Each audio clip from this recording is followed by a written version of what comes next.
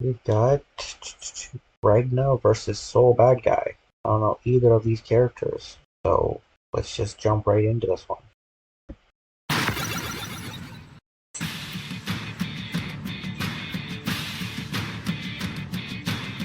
No anime tough guy trope is complete unless he has outrageous spiky hair, a sword that's clearly compensating for something, and belts. Lots and lots of belts. Ragna, the Blood Edge. And Soul Badguy, the flame of corruption. He's Wiz and I'm Boomstick. And it's our job to analyze their weapons, armor, and skills to find out who would win a death battle.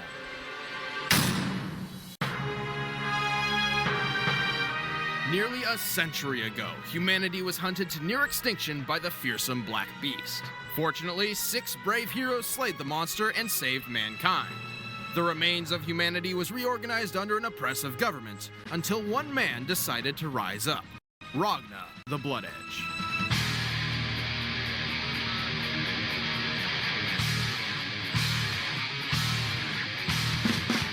Baggy pants, giant sword, brooding personality. Ragna has tragic backstory written all over him. I'd actually go with gruesome. As a young child, he and his siblings were confined in an experimental facility as lab rats. 6 foot, 6'8". No, 6'8". 172 pounds, blood type B, also known as the Grim Reaper. Frequent dine and dasher. Bounty of, 90 billion? His foul mouth gives the angry video game nerd a run for his money, and has a crippling fear of ghosts. I still watch the angry video game nerd. It's pretty good. Not as angry as he used to be, but I still enjoy his stuff. Bummer. What were they trying to do? No one knows. The important thing here is they were rescued by a talking cat named Jubei, who also happened to be the most feared warrior on the planet. However, things took a What? darker turn when Ragna's sister Saya grew very sick. With what? Sickness? No one knows. Ragna took Saya under his wing, but their younger brother Jin was irritated that Ragna was not spending more time with him. Being a reasonable guy, he decided the only solution was to murder his brother. Oh yeah, that makes a ton of sense. I'm lonely. I'll kill one of the only people I care about. Great plan. So then a maniacal hipster villain named Yuki Terumi showed up out of nowhere, helped Jin impale Ragna through the chest, and then cut off his arm for good measure. Why? How? No one knows. Have you familiarized yourself with that phrase yet? Good, because it's not stopping anytime soon. Moving on for sanity's sake, Ragna would have been done for until an omniscient, time-traveling, pig-tailed vampire descended from the heavens, snapped her fingers, magicked him a new arm, and left. No, don't think. Just What? Why? How? Oh.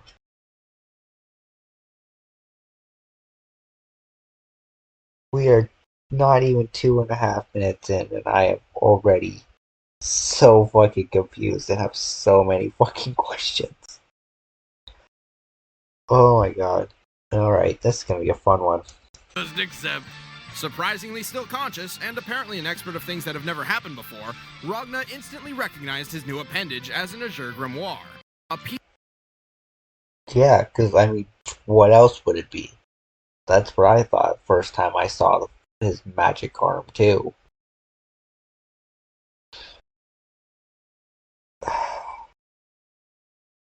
Gives Ragna virtually unmatched control over Seether? What the fuck even is that? Absorbs the soul of the target, augmented by the idea engine acquired from the dying... What? That's not a name. That is an arrow. Adds the ability to create a force field, can activate Blood Cane without losing his life force. Cool. Turned his right eye red, and doubles his attack power. of the Black Beast, which Ragna can use to manipulate Seether. Seether is a radioactive energy left behind by the Black Beast all over the world. Like magic. Well, no, magic is totally different. But it lets him do magic-type stuff. Yes. Okay, After Sure. missing out on the maiming and resurrection of Ragna, Jubei the cat ninja returned and decided to teach him the ways of combat. Where the hell was he before? No one knows. Probably destroying someone's furniture or pissing in their shoes. Through his training, Ragna's control over Seether became practically unmatched. He can form various parts of the Black Beast in combat, transform his own arm. Alrighty, Hell's Fang dashes in with Seether Enhanced Punch, Inferno Divider, a Rising Leap Slash using a sword, Gauntlet Hades, Downward Strike powered by Seether, Dead Spike summons the Jaws of the Black Beast, and Blood Cane boosts his speed, power, and soul draining ability. Into razor-sharp claws, or drain the soul of his foe through his strikes. But if he needs more power, more defense, and more soul-sucking, he can crank these up to 11 with his Blood Cane form. Upon completing his training, Jubei bestowed upon him a red cloak and a deadly blade called Blood Scythe. This baby can extend for stabbing strikes, and like the Azure Grimoire, slowly drains the souls of its victims upon contact. And before you point out that it's clearly a sword, not a scythe, it can do this.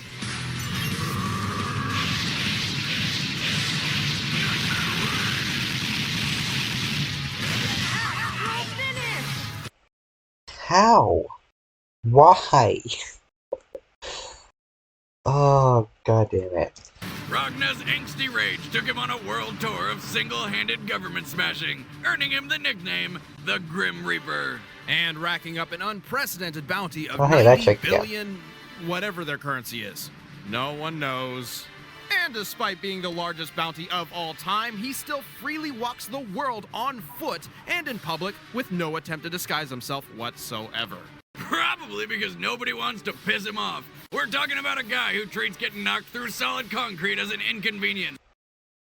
Accelerated healing, extremely high pain tolerance, taking many impale wounds to vital organs, sacrifices left arm showing 0 pain, punched a crater into a wall with his non-Azure Grimoire hand, defeated the gigantic anti-Black Beast bioweapon, and can defeat Murakuma units without using his Azure Grimoire. Has survived multiple impalings through the chest, took out hundreds of armed officers without breaking a sweat, and obliterated an entire street with a single one-hand sword strike. Ragna Damn. is referred to by some as the most powerful man in the world, but he's also known as a risk-taker with a short temper. And despite being trained by the most dangerous kitty cat in the world, Ragna is obviously nowhere near Jubei's level of skill, who terrifies even the deadliest villains of the series. But after all was said and done, Jubei left Ragna with a dire warning. Never think of the Azure Grimoire as your own. Which is kind of bullshit. I mean, it's attached to him, so I'm pretty sure he's got dibs. Well, he does, but if he loses control over it, it can transform him into the Black Beast itself. In fact, Ragna was the original Black Beast, sent back in time after falling into a magic cauldron. The two were somehow separated and did battle in the past. These events would repeat themselves in a 100-year time loop until this chick saved Ragna from falling into that cauldron, stopping the Black Beast from appearing in the past in the first place. But if the Black Beast never went back in time, then it would never have created Seether, and everything in BlazBlue shouldn't exist as we know it. So how? No one knows! What the fucking...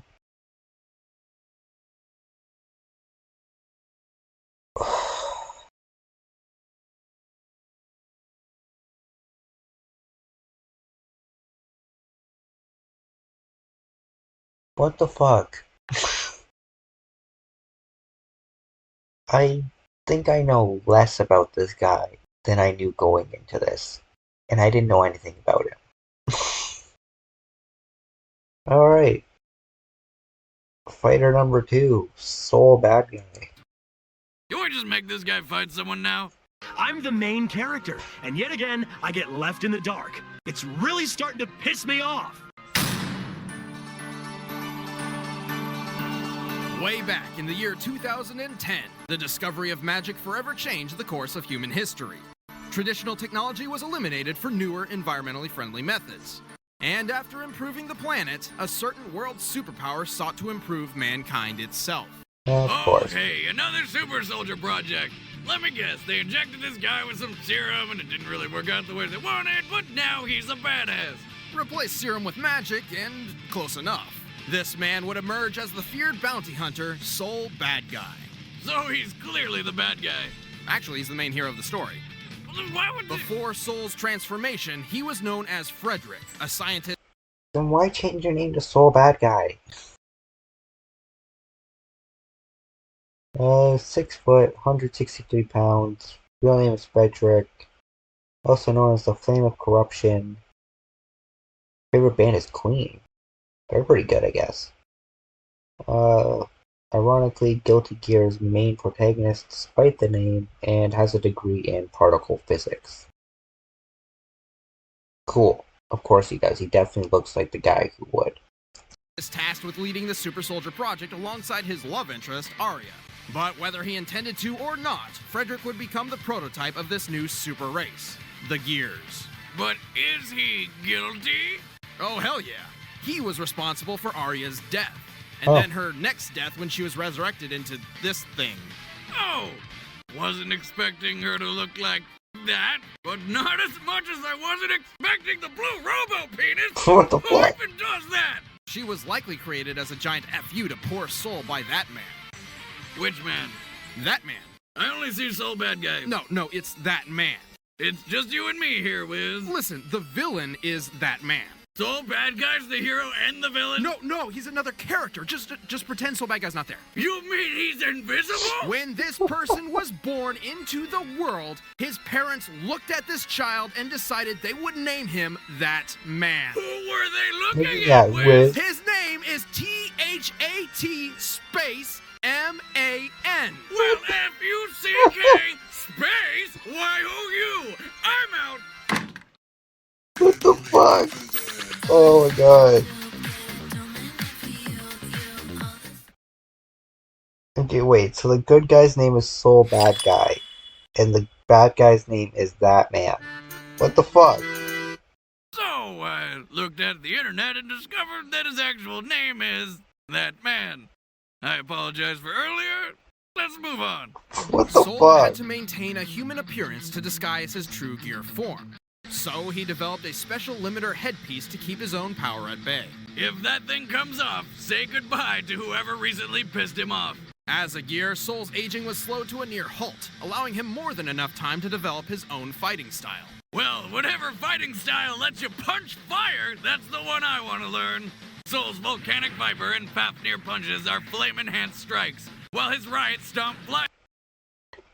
Gunflame shoots fire projectiles from the ground, commonly mistaken for a girlfriend when called out. Okay then.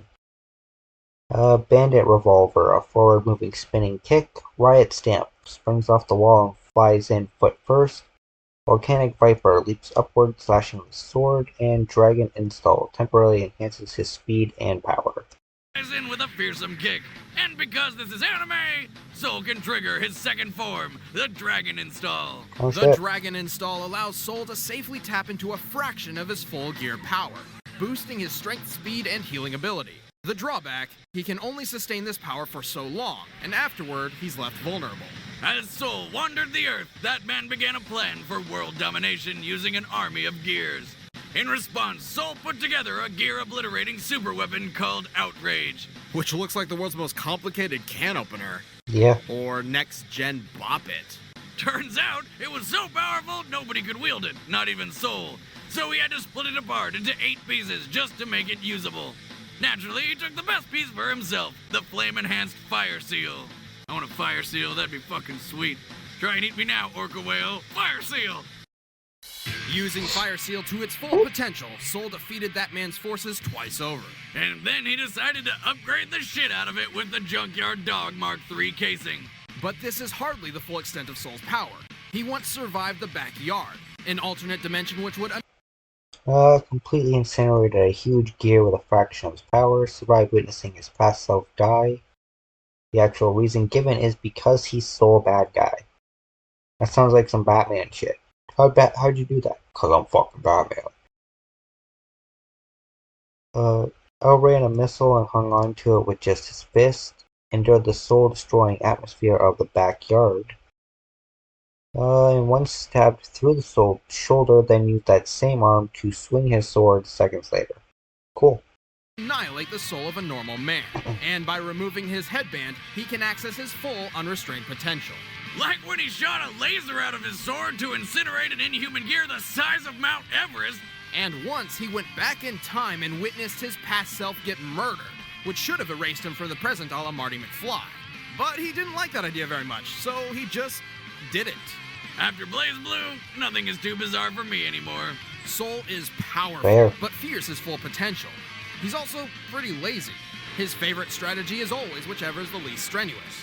This lack of extra effort can sometimes leave him underestimating his opponent. But the second he starts trying, few can stand in his way.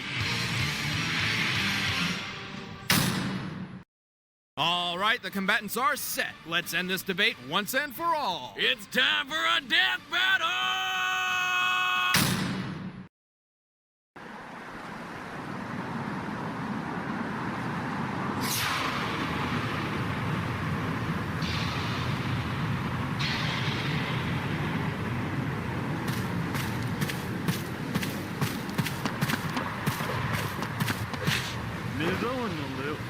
Who are you? Out of my way. You're dead. You gotta be kidding me. Let's get this over with.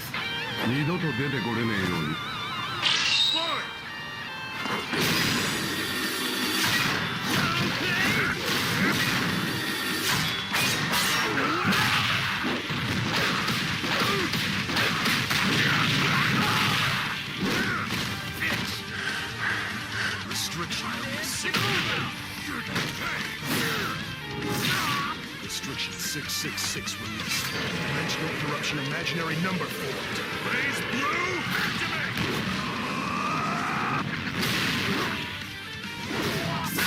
It's my turn now!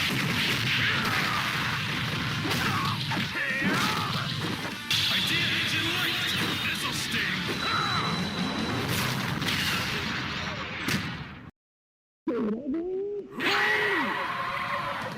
Blood cave!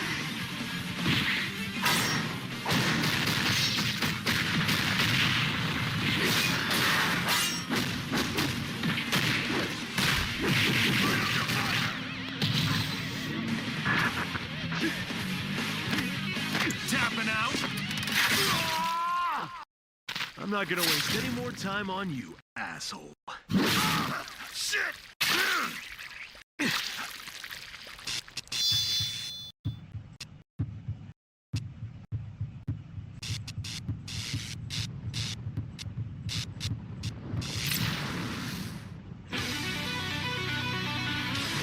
Oh shit.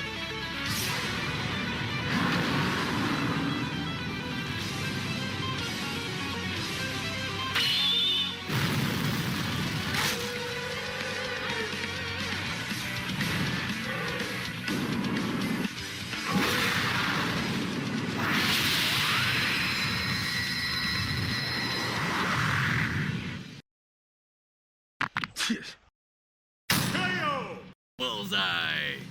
Ragna put up a tough fight, but Soul had him outclassed. Likely due to the fact that while Ragna had on 4 belts, Soul had 18. Soul's centuries worth of fighting experience trumped Ragna's training, and he has consistently shaken off wounds more easily. Even Soul's, Soul is tough enough to withstand Ragna's Azure Grimoire, just like when it survived the backyard. The Black Beast was impressive, but Soul's gear form is leagues above. Recall when Soul turned that gear the size of Mount Everest into dust. By comparing the size of the gear to the clouds, we can determine its volume to be around 140 billion cubic meters. Destroying something this size would require more than 85 gigatons of TNT. That's nearly 200 times more powerful than the 9.0 earthquake that hit Japan in 2011. More than enough to take Ragna down, and that was only a fraction of Soul's real power. Ragna just burned out in the end. The winner is Soul Badguy. Sure. I'm not gonna lie, I mentally checked out. I mean, that was their backstories, man.